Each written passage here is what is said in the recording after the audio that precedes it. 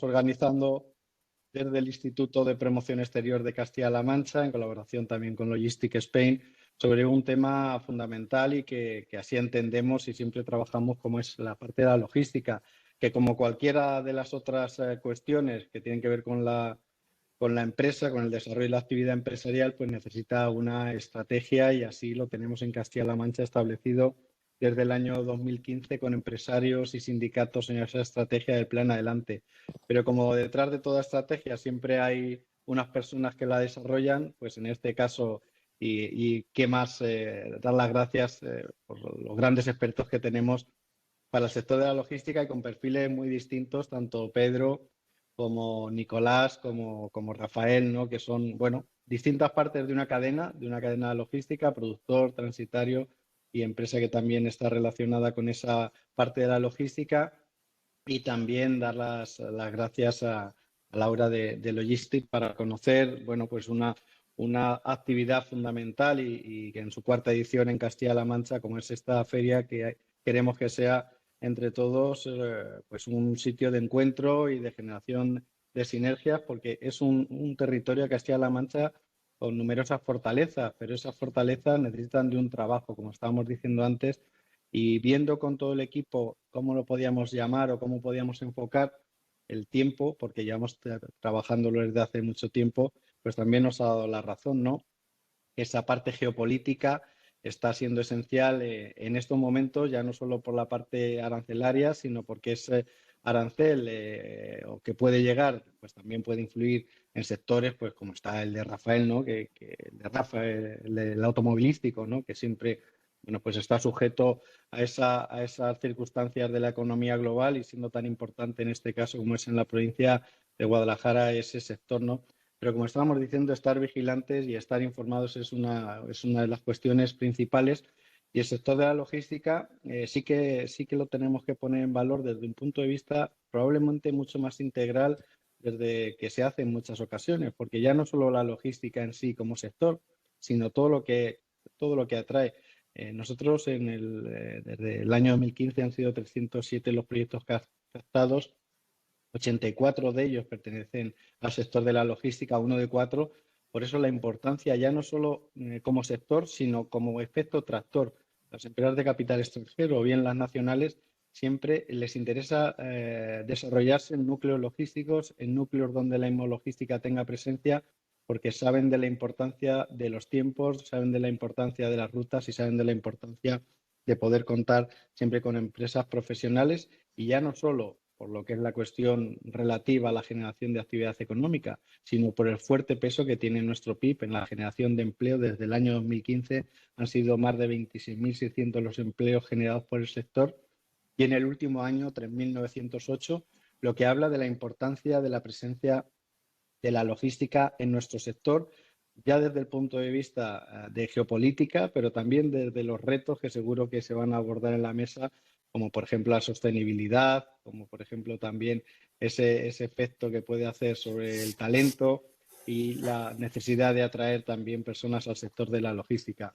Creemos que esos grandes hubs que tenemos ya del sector logístico en la provincia de Guadalajara, en la provincia de Toledo, pues repercutan también el resto de provincias, en Albacete, en Cuenca y en Ciudad Real, que se expanda esa mancha de aceite que estamos generando entre todos y que estamos trabajando por el sector de la logística, pero está claro que solo con palabras no es suficiente. Necesitamos una estrategia, seguir trabajando desde el punto de vista internacional, desde el punto de vista nacional, con esa estrategia que es el Plan Adelante, pero con un enfoque muy proactivo, como estamos haciendo desde el año 2015. La Feria Logística es buen ejemplo de esa proactividad desde la provincia de Guadalajara, pero para todo el mundo. Aquí no hablamos tampoco, y seguro que Laura lo va a comentar, de la importancia de hacer de esa feria también un referente y lo que queremos, que se genere cada vez más actividad, que se generen nuevas oportunidades y con actores como los que tenemos aquí, con Rafael, con Nicolás, con Pedro,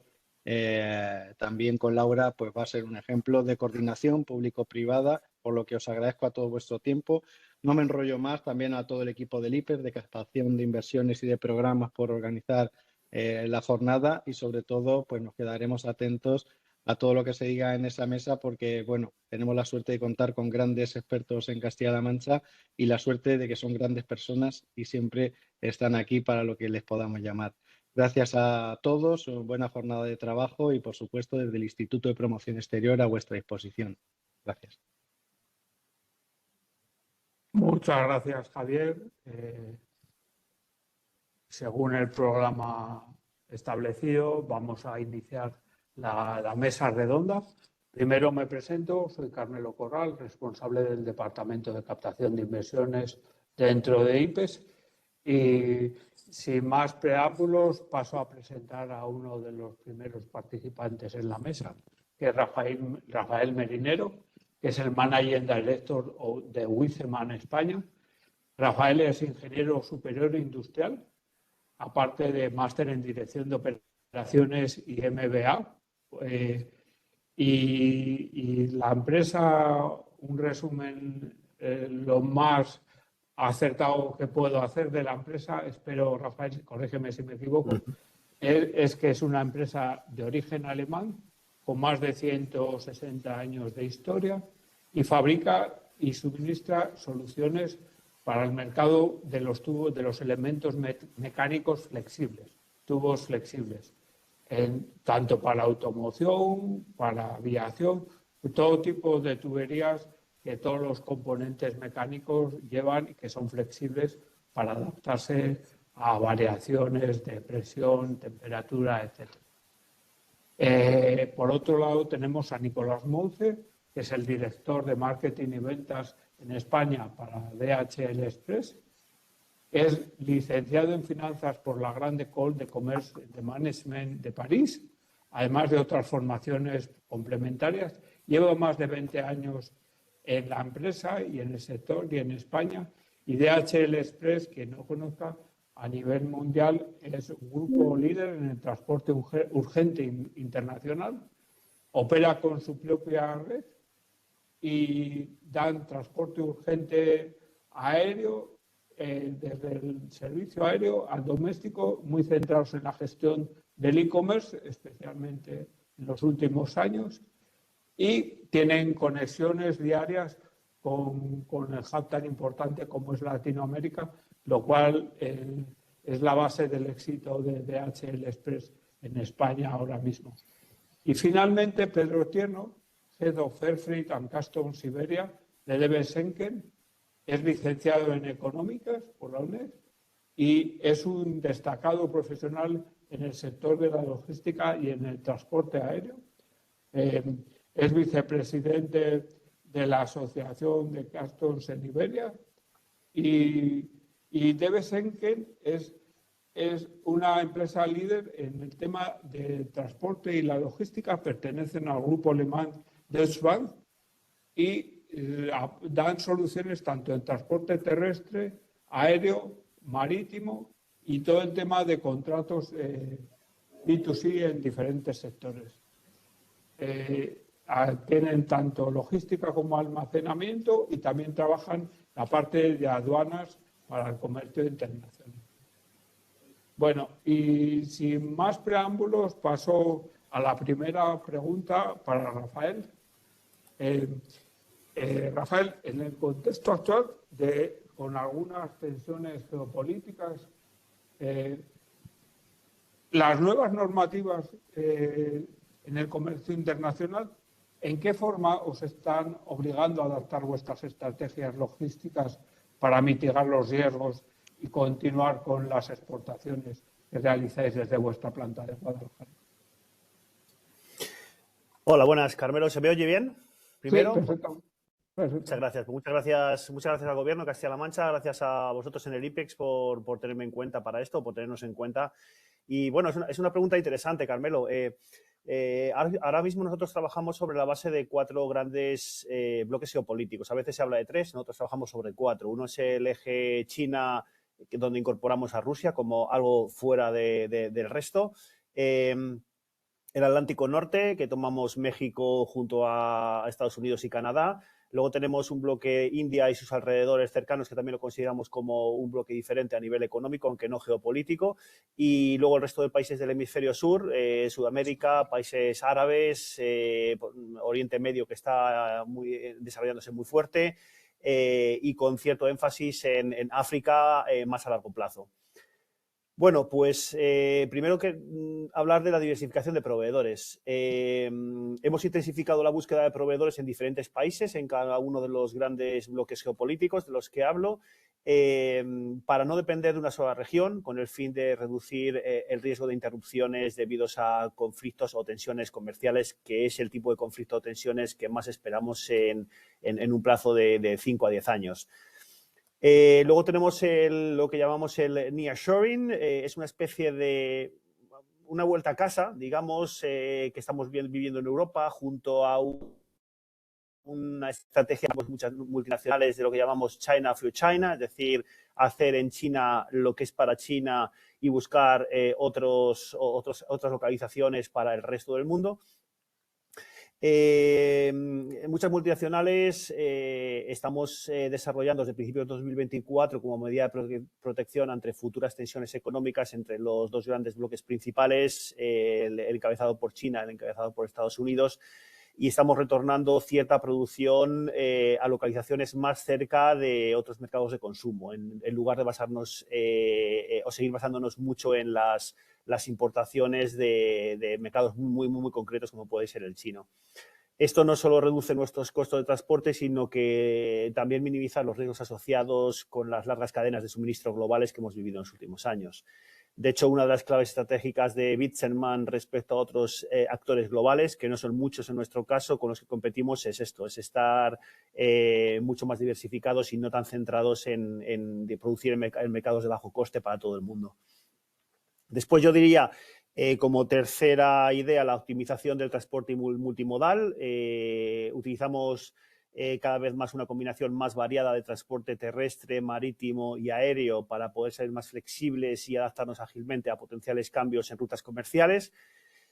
Destacar también, Carmelo, la evaluación constante de riesgos, es decir, si antes invertíamos X tiempo en evaluar riesgos, ahora invertimos 10 veces más de tiempo, analizamos con mucha más intensidad los cambios en las relaciones internacionales, con enfoque anticipativo para ajustar las estrategias de importación y exportación en cada momento. Tenemos muchísimas reuniones a nivel multinacional dentro de nuestro grupo y batimos todos los inputs necesarios que captamos cada uno en nuestros respectivos mercados.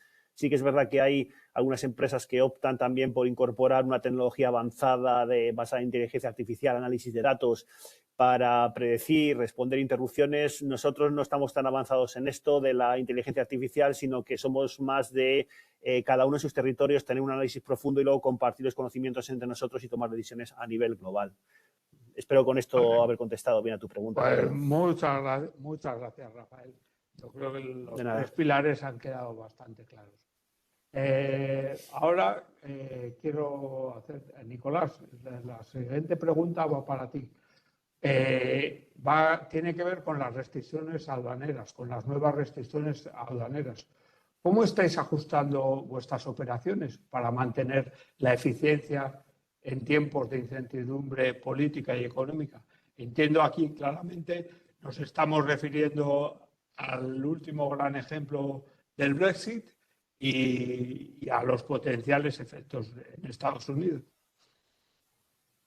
Por favor, bueno, muchas gracias, Carmelo, por darnos la oportunidad, porque efectivamente DHL Express somos una empresa multinacional, estamos en 220 países o territorios con estructura propia, es decir, que llevamos más de 50 años operando en mercados globales, pero sobre todo para España tenemos asesoramos a más de 20.000 empresas que básicamente son pymes exportadoras o importadoras españolas que están abriendo mercados y efectivamente todo este cambio del panorama aduanero está impactando directamente a todas estas pymes exportadoras, ¿no? Es decir, lo que intentamos hacer justamente porque nuestra preocupación siempre es asegurar que todos los envíos de los clientes, que pueden ser desde muestras, piezas de recambio, parte productiva, cumplan las regulaciones aduaneras de destino, minimizando el riesgo de retraso y sobre todo de sanciones, ¿no? Porque al final estamos viendo que cada vez las aduanas son más exigentes y también cambiantes. Es decir, que hemos visto que la aduana de México en enero ha cambiado su regulación y ha pedido más información sobre para los importadores. Estamos viendo también que la aduana en Turquía también está cambiando y ahora estamos viendo que en Estados Unidos, efectivamente, las nuevas regulaciones sobre los productos con origen chino, ¿no? de Asia. Entonces, todo esto, yo creo que lo más importante es la información. Informar al exportador de lo que está pasando y para que se pueda adaptar, tanto en tipos de documentación como en la otra, porque va a ser la primera cosa normalmente que cambia, son toda la reglamentación, y la otra efectivamente son los costes, ¿no? Porque al final, cuando eres un exportador, cuando tú posicionas un producto en un mercado exterior, lo importante es cuánto cuesta el producto posicionado en tu exportador. Cuando hablamos efectivamente de lo que hacía referencia al tema del Brexit, es un tema que hemos sufrido todos, porque efectivamente el exportador español, bueno, no exportaba, mandaba dentro de la Unión Europea a otro país que era Reino Unido, y de repente ya tiene que hacer una factura, declarar, si es en venta de e-commerce tiene que registrar registro de IVA y declararse en destino. Es decir, que ha sido todo un cambio muy importante y entonces y hemos visto muchas empresas que dejaron, por ejemplo, a Inglaterra de exportar, de mandar, porque se había vuelto más complejo y no se notaban bien preparadas. Entonces yo creo que la preparación es clave, y sobre todo estar bien asesorado e informado de lo que tienes que hacer para exportar. En eso hemos hecho, por ejemplo, hemos hecho webinar con nuestro personal de aduanas para explicar a las empresas exportadoras, por ejemplo, de UK, lo que estaba pasando. Estamos, en el caso de Estados Unidos, lo estamos preparando y estamos esperando efectivamente ver cuál puede ser el impacto como exportador de la Unión Europea, que mandas productos a Estados Unidos, qué puede pasar. Yo refuerzo el tema del conocimiento, ¿no? También yo creo que es muy importante estar preparado como exportador, y en eso trabajamos y adaptamos nuestra estructura, porque efectivamente lo que comentabas, los aviones salen todos los días y estoy posicionando la mercancía en Europa 24 horas y el resto del mundo en 48, 72 horas.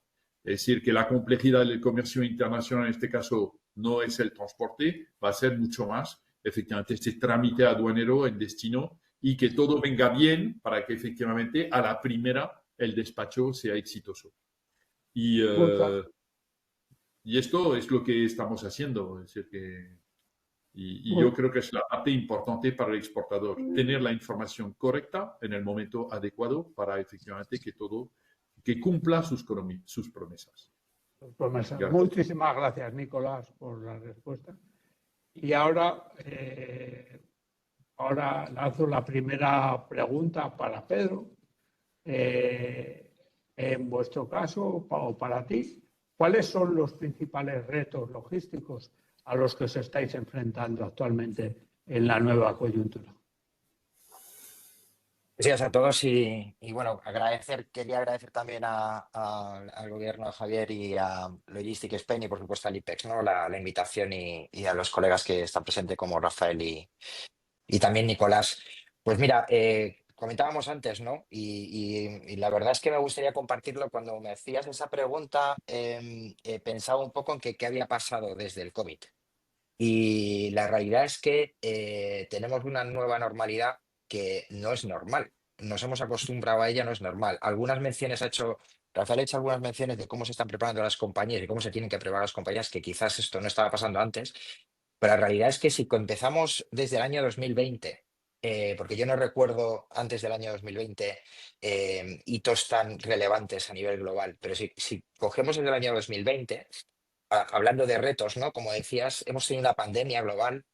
Hemos visto cómo un barco en el año 21 se quedó varado en medio del canal de Suez, que provocó una escala de precios, un colapso del comercio internacional, que recordemos que hay un porcentaje muy elevado que pasa por el canal de Suez. En el 2022 tuvimos la guerra de Ucrania, que alteraron las rutas comerciales de los aviones, y eso generó también en cadena una serie de impactos muy relevantes. En el 23, y fruto de el cambio climático, el canal de Panamá también tuvo una situación bastante controvertida que implicó que se quedaran barcos varados esperando a pasar por el canal.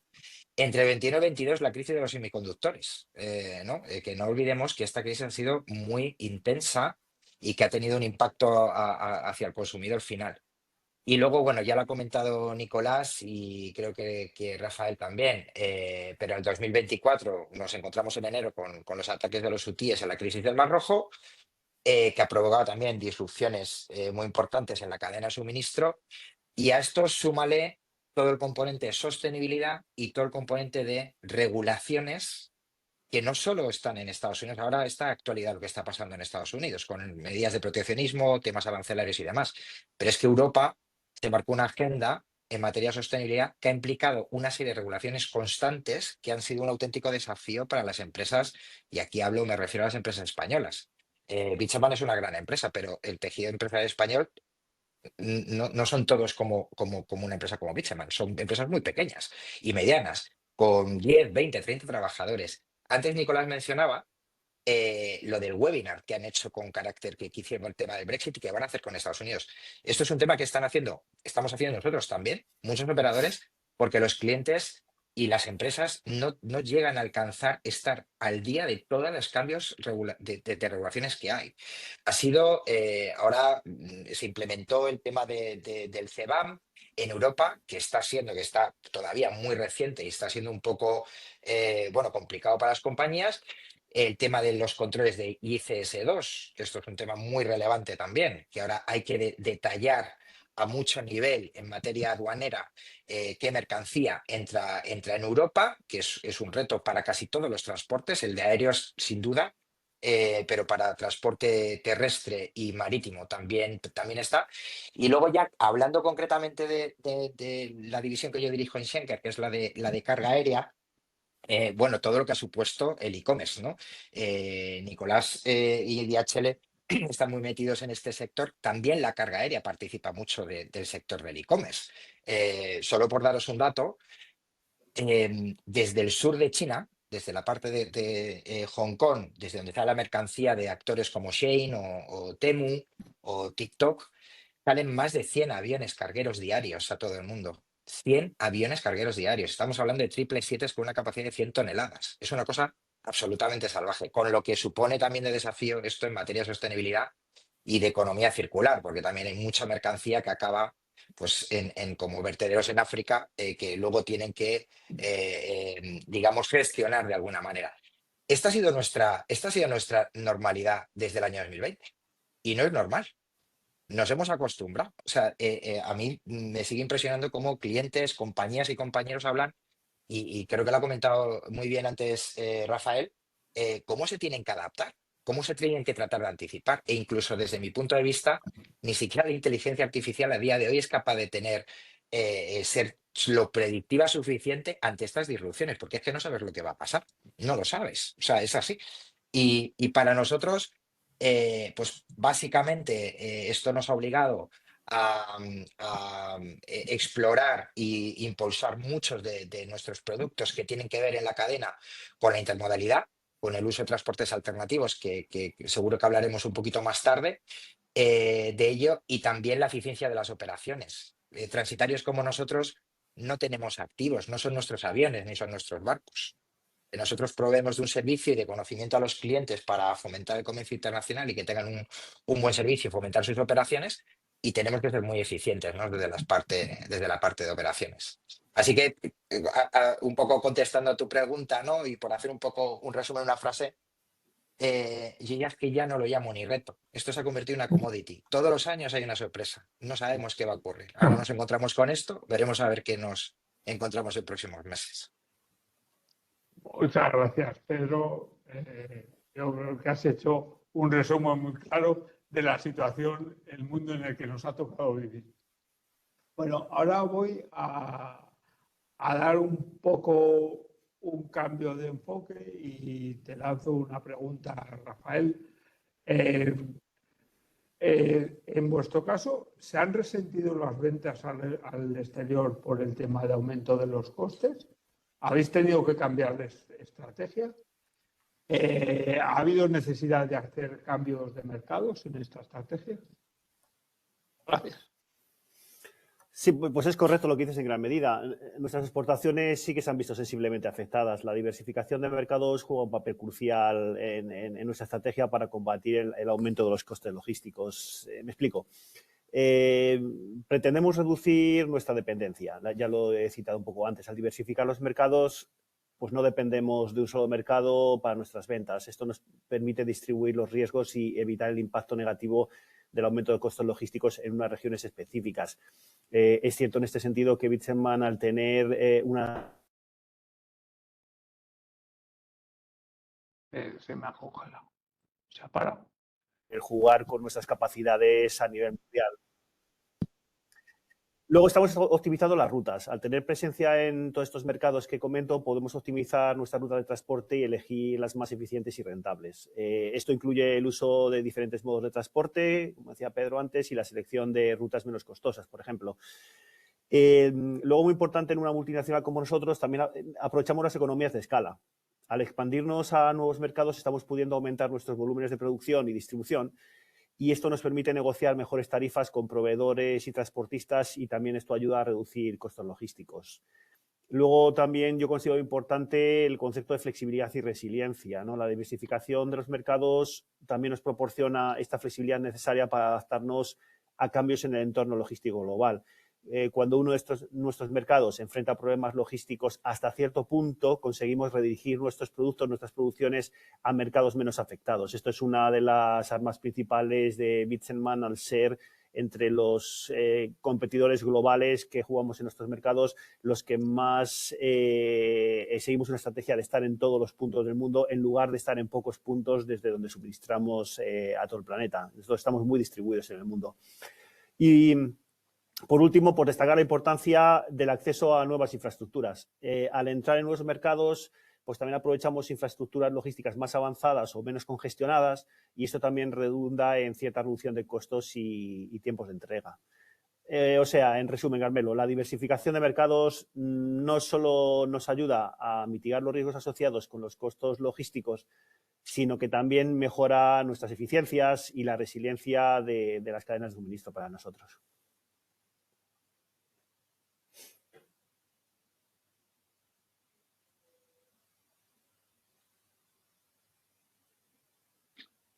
Carmelo, creo que estás en mute, creo que estás con el micrófono Sí, apagado. disculpad que el cambio.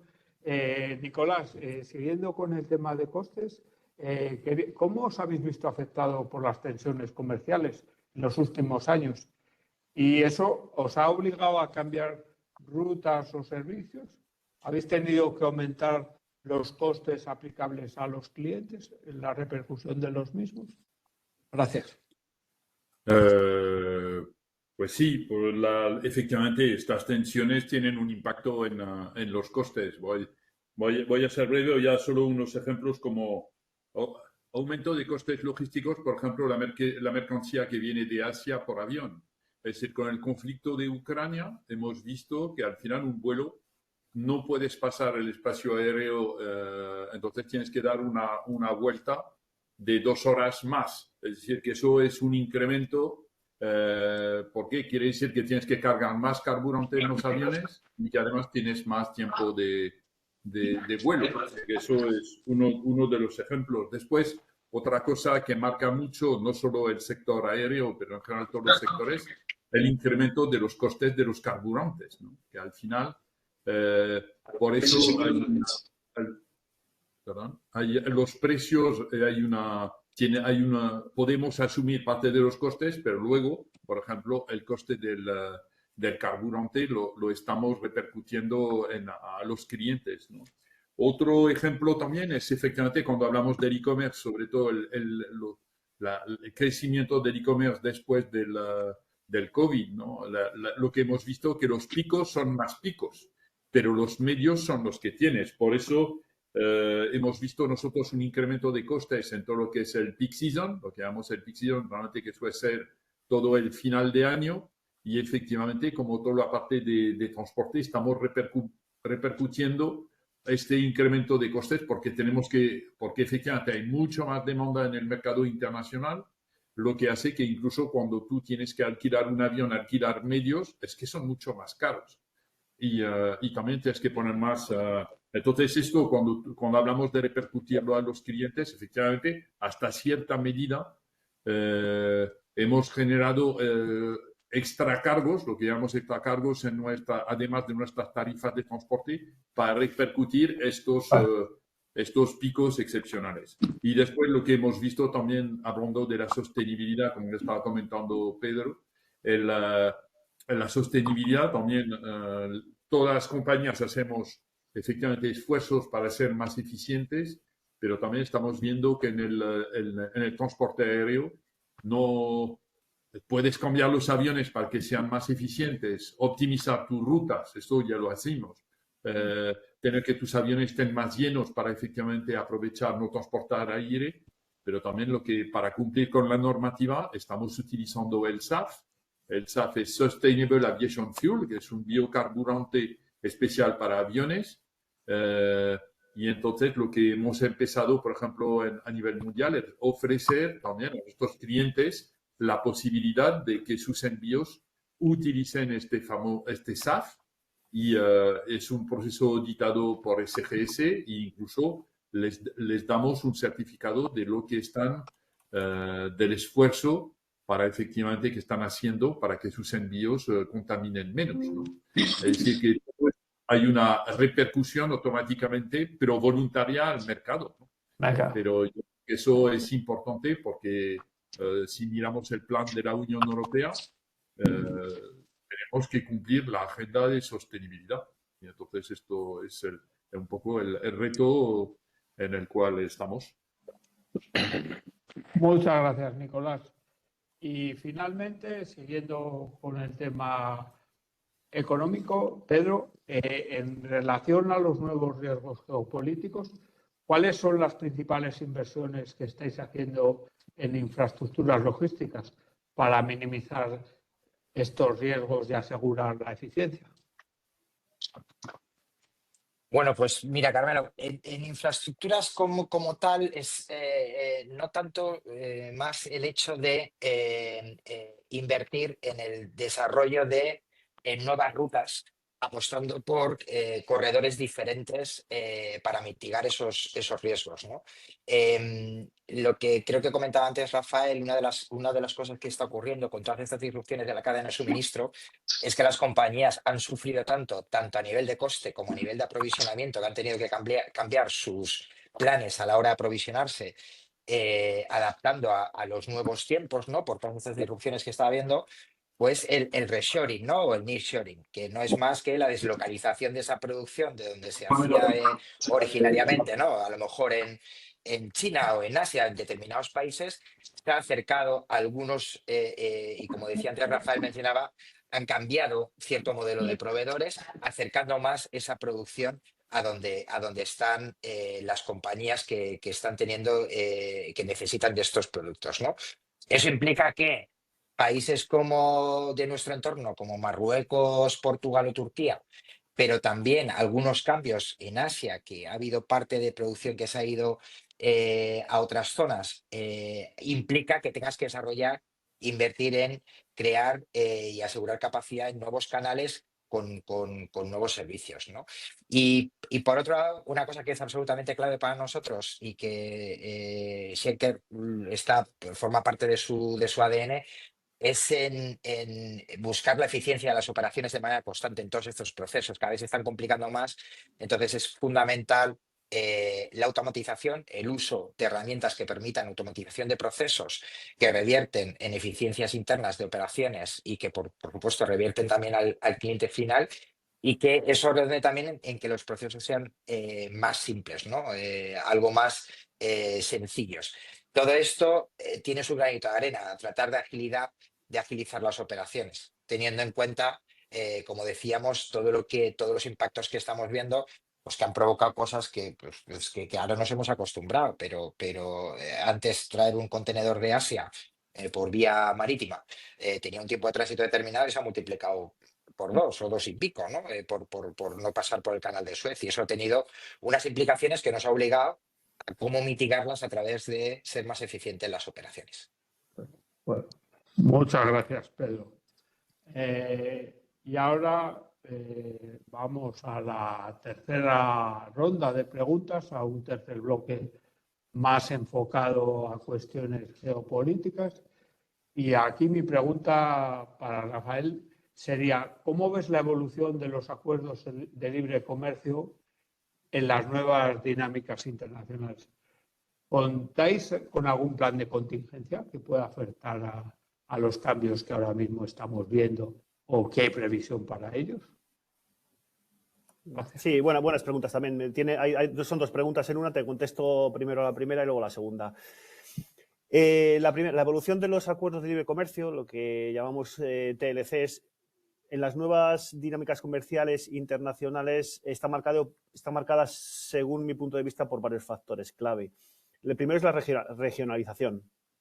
Hay un aumento en la formación de bloques comerciales regionales, como el tratado entre México, Estados Unidos y Canadá, TEMEC, y la Asociación Económica Integral Regional en Asia.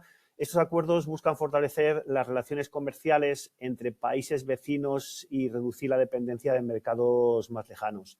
Luego tenemos la digitalización del comercio. Los TLCs modernos están incorporando capítulos sobre comercio digital, facilitando el intercambio de bienes y servicios a través de plataformas electrónicas, y esto es crucial, creo yo, en un mundo cada vez más digitalizado. También tenemos la sostenibilidad y responsabilidad social, que ya se ha ido citando antes en otras respuestas. Los nuevos acuerdos están incluyendo cláusulas sobre sostenibilidad ambiental, responsabilidad social corporativa, y esto refleja una creciente preocupación por lo que es el impacto ambiental y social de todo este comercio internacional.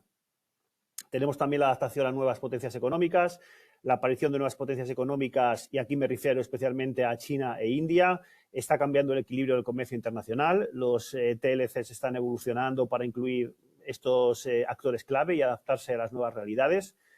Y yo diría, por último, la resiliencia ante crisis. Con la pandemia del COVID-19 y otros eventos globales que se han comentado antes, ha resaltado la importancia de tener cadenas de suministro resilientes. Los TLC están siendo diseñados, yo veo, para mejorar la capacidad de respuesta ante crisis y asegurar la continuidad del comercio.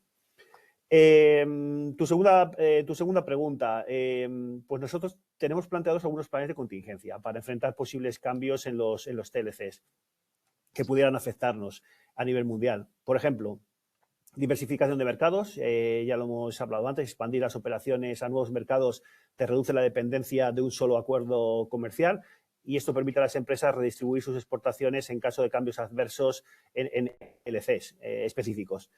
El desarrollo de proveedores alternativos. Estamos desarrollando muchos proveedores alternativos. Intentamos identificar, establecer relaciones con proveedores en diferentes regiones que puede ayudar a mitigar el impacto de cambios en esos TLCs. Y esto nos asegura un suministro más constante de materiales y productos. Siempre tenemos ese proveedor B, proveedor C alternativo que podemos activar en un momento determinado y está ya homologado. Hemos activado una política determinante de almacenamiento estratégico yo creo que esta es una de las medidas más importantes para unos industriales como nosotros. Almacenamiento estratégico, es decir, manteniendo inventarios adicionales de productos críticos para afrontar posibles interrupciones temporales en el comercio.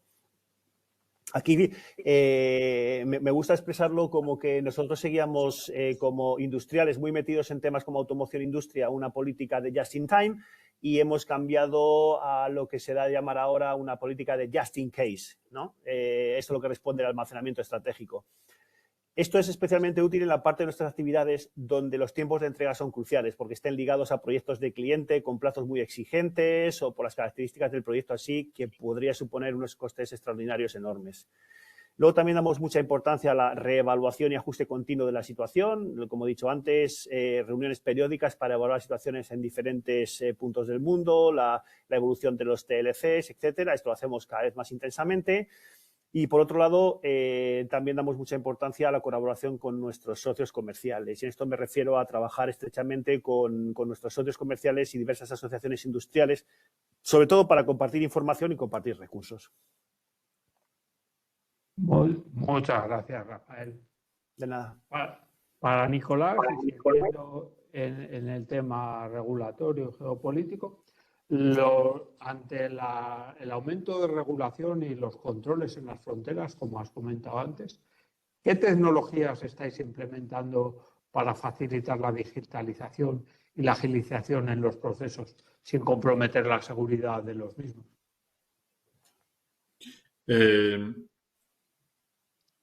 Yo creo que en la pregunta está también la clave, porque es la digitalización. Pero la digitalización, ¿dónde empieza? Empieza dentro de la propia empresa importadora o exportadora. ¿Por qué? Porque al final lo que nos encontramos efectivamente son unas aduanas, y lo hemos visto con lo que comentó Pedro, con el proceso ICS2 en la Unión Europea. Básicamente es un mayor control, mayor información de todos los flujos de importaciones, exportaciones a la Unión Europea. Pero también hemos visto la repercusión de si la Unión Europea se ha puesto a controlar más la mercancía que entra, los países de destino también. Entonces eso lo que ha generado a escala mundial, efectivamente, que el propio exportador tiene que, ya no vale dar la documentación papel, sino que lo que hemos ayudado es que efectivamente todas las empresas exportadoras estén digitalizadas, es decir, que toda la información de factura, documentación, información, todo sea por transmisión informáticas directamente a las aduanas españolas para el despacho de salida, como esta misma información está viajando y está llegando a las aduanas de destino para hacer el despacho incluso antes que llegue la mercancía. Yo creo que esto es la gran parte, pero además esto muchas veces está vinculado con los temas de seguridad. ¿Por qué los países o los estados están controlando todos los flujos de mercancía? Bueno, hay efectivamente un tema para recaudar, para efectivamente asegurar que toda la información es correcta, pero también está muy vinculado a todo el tema de conflictos internacionales, donde se quiere controlar cada vez más el flujo de mercancía, como la mercancía de doble uso, la que puede tener un uso civil y a la vez un uso militar. Entonces, lo que vemos es que, por ejemplo, en España, 95% de la información ya está digitalizada. Es decir, que de nuestros clientes les hemos ayudado a digitalizarse para que efectivamente todos los flujos, lo que estamos mandando a la agencia tributaria española o que estamos mandando en destino para hacer el predespacho antes que llegue la mercancía físicamente, esté despachada. Entonces, esto yo creo que es la clave, es decir, que en el entorno en el cual estamos viviendo, las pymes exportadoras o importadoras españolas tienen que estar tener digitalizado todos sus flujos de datos, porque esto también es lo que está requiriendo el comercio internacional a la escala y al crecimiento que tiene. Muchas gracias, Nicolás. Y finalmente, Pedro, siguiendo también con este bloque, ¿cómo estáis gestionando los cuellos de botella en las cadenas de suministro, ya por las disrupciones geopolíticas? ¿Y qué alternativas estáis considerando en vuestros nuevos proveedores? Bueno, pues lo estamos gestionando con mucha complejidad, la verdad. Está siendo muy difícil, como en la primera pregunta que me hacías recordaba, desde el año 20. Han pasado tantas cosas que ha obligado, y no solo a nosotros, a todos nuestros competidores también a desarrollar nuevas soluciones. Bueno, fundamentalmente se ha impulsado mucho, vamos a llamarle la intermodalidad o la multimodalidad en uso de diferentes transportes, promocionando transportes que eran muy residuales, casi inexistentes, a convertirse en transportes core, ¿no? Transportes críticos. Aquí, por daros algunos ejemplos, especialmente después de la pandemia, los problemas de capacidad eran gigantescos a nivel de casi todo, tanto transporte marítimo como aéreo. Se empezó a desarrollar de manera muy potente un servicio que forma parte de nuestro ADN y que es el servicio por tren, el ferrocarril desde China. Es un servicio que se ha convertido desde hace años ya en uno más de nuestro portfolio y que realmente hemos visto una evolución con crecimientos exponenciales de clientes muy relevantes y de clientes también más con menos dimensión y que han considerado este transporte como un transporte core dentro de la toma de decisiones. ¿Por qué? Pues porque es un transporte que está, no sé si llamarlo a medio camino, pero desde luego es mucho más ágil que el transporte marítimo, desde luego que el actual ya era más ágil que el anterior, ¿no? Si pensamos en un contenedor que podía tardar 30 días a un puerto desde China, pues el ferrocarril podría, o por lo menos nuestro servicio está en el entorno de los 17, 18 días aproximadamente, puerta a puerta, funcionando muy bien, llegando a Europa y luego haciendo el último tramo en camión, eso sí.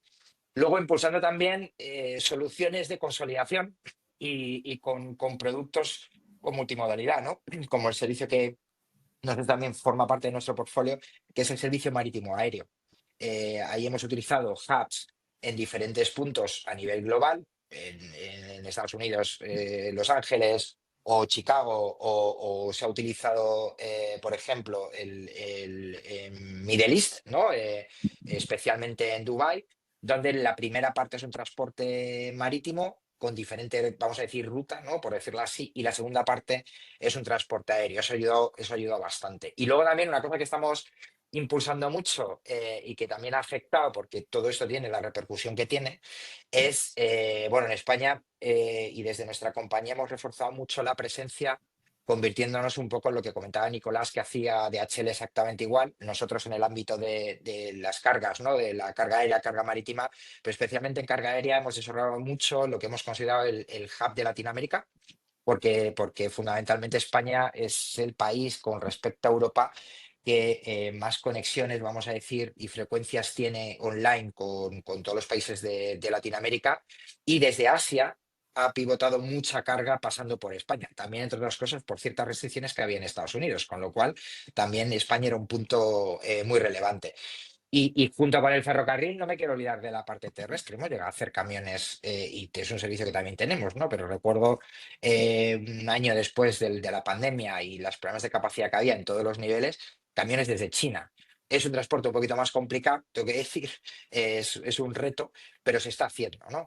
También, con lo cual hemos visto, y yo creo que además está muy alineado con algunos comentarios que hacía Nicolás y Rafael, ¿no? Cómo las compañías están buscando modelos alternativos, tanto en el acercamiento a la producción para diversificar el riesgo, como utilizar otros modelos de transporte para evitar lo que ha pasado, ¿no? En estos años atrás, que ha sido, la verdad, muy, muy, muy complicado, ¿no?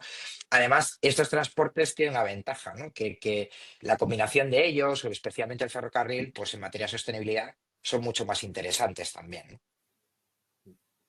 ¿no? De acuerdo.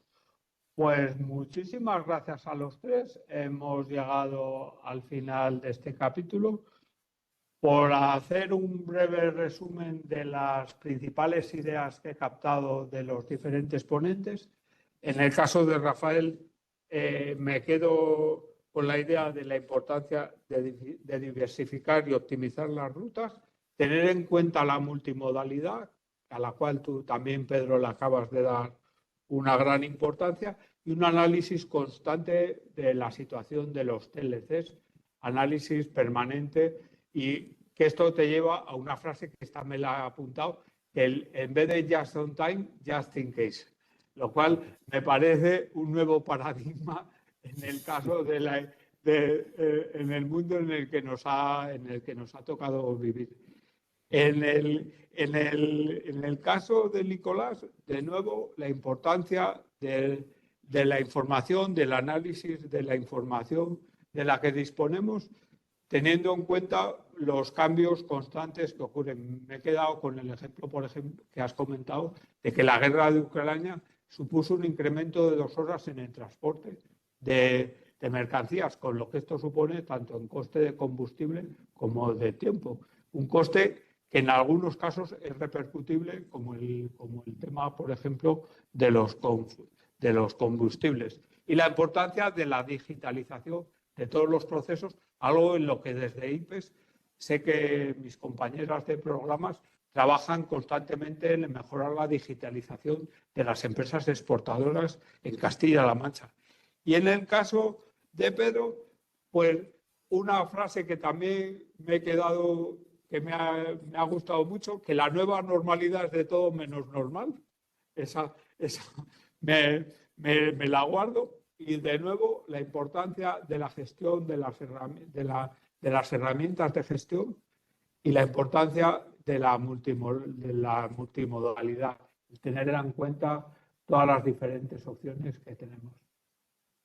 Muchas gracias a los tres por vuestra participación en esta mesa y sin más dilación, para ajustarnos lo más posible al tiempo, doy paso a Laura, que va a presentar la Feria Logistics Spain, de la que supongo habéis oído hablar. Muchas gracias. Gracias. Gracias, Carmelo. Gracias. Muchas gracias a todos. Ha sido súper interesante escucharos. La verdad es que creo que el IPEX no había podido elegir ni mejor momento ni mejor tema para tratar. Así que muchísimas gracias a todos y especialmente al IPEX. Bueno, yo estoy aquí para presentaros Logistics Spain, que como sabéis es una iniciativa que está bajo el paraguas de Impulsa Guadalajara, que es un ente compuesto por COFPyme Guadalajara, la Diputación Provincial, el Ayuntamiento de Guadalajara, los sindicatos y la Junta de Castilla-La Mancha, y que no deja de ser un gran ejemplo de que la unión hace la fuerza y todos están volcados en impulsar a las empresas del sector de la logística y el transporte de Guadalajara y de atraer a nuevas empresas. Nacimos en 2020, cuando no había tampoco nada normal. Hemos cogido una trayectoria ascendente, vamos teniendo ya una marca, un nombre reconocido, ocupamos ya un espacio en el ámbito nacional de los eventos logísticos y celebramos nuestra cuarta feria dentro de 2 meses. Este año tenemos algunas novedades. La primera es que en esta cuarta edición salimos de Guadalajara capital y nos vamos a Marchamalo. La feria será en Marchamalo los días 2 y 3 de abril, y esto no es por casualidad, esto es porque siempre hemos creído que la logística es muy importante para el desarrollo de los territorios. Lo hemos visto, por supuesto, en Guadalajara, en Marchamalo, en Cabanillas, como decía Javier Rosell, en Illescas. Esperamos que sea una mancha de aceite que se extienda por el resto de Castilla-La Mancha, porque la logística no solo mueve mercancías, la logística mueve economías, ayuda a aumentar la competitividad de los territorios, a crear empleo, a crear más innovación, y creemos que esto es súper importante. Además, disculpad, este año más que nunca Logistics Spain pone a las personas en el centro de la acción. Para cada mesa redonda de las que se va a celebrar en el Ágora Logística, para cada paso que damos, nuestro eje siempre son las personas, desde los carretilleros hasta los directivos. La logística, al igual que en este sector, en todos los demás, funciona gracias al capital humano. Vamos a darles más importancia que nunca. De hecho, como parte de este impulso a la parte de talento y de personas, vamos a hacer por primera vez unos reconocimientos que se llaman reconocimientos logística con propósito, que están dirigidos a empresas que ponen en el centro a las personas, a empresas Human Center. Vamos a hacer un reconocimiento a empresas en categoría mujer, en categoría inclusión, en categoría talento, y también vamos a hacer un reconocimiento a la empresa socialmente responsable. Unos reconocimientos que además se suman a los ya asentados Innovation for Logistics, que son los que hacemos desde la primera edición a las principales startups del sector, para reconocer el fabuloso panorama emprendedor que tenemos en España y que se suma a nuestro compromiso con la innovación. De hecho, somos partners del premio CEL Startup, una institución que de nuevo renueva su compromiso con nosotros, y se suman a Logistics Spain junto con la Asociación de Cargadores de España y la Asociación de Mujeres en el Transporte y la Logística, y, como no, junto al IPEX y el Instituto de Finanzas de Castilla-La Mancha. Creo que va a ser una feria que va a llamar muchísimo la atención a todo el sector, y termino con agradecimiento e invitación. La invitación es acudir a Guadalajara, a Marchamalo, los días 2 y 3 de abril, porque será un punto de encuentro, será un lugar para hacer networking y para encontrar nuevas oportunidades de negocio. Y por último termino con un gracias de corazón a todos vosotros que habéis participado en esta mesa redonda, a todos los expositores de nuestra feria, a todos los partners y a todos los asistentes. Muchísimas gracias. Muchísimas gracias, Laura, y creo que damos por finalizado el webinario, cumpliendo los tiempos escrupulosamente. Muchas gracias. Muy bien. Muchas gracias. Muchas Gracias, Chao. gracias a Feliz todos. jornada a todos. Gracias. Buen día. Gracias.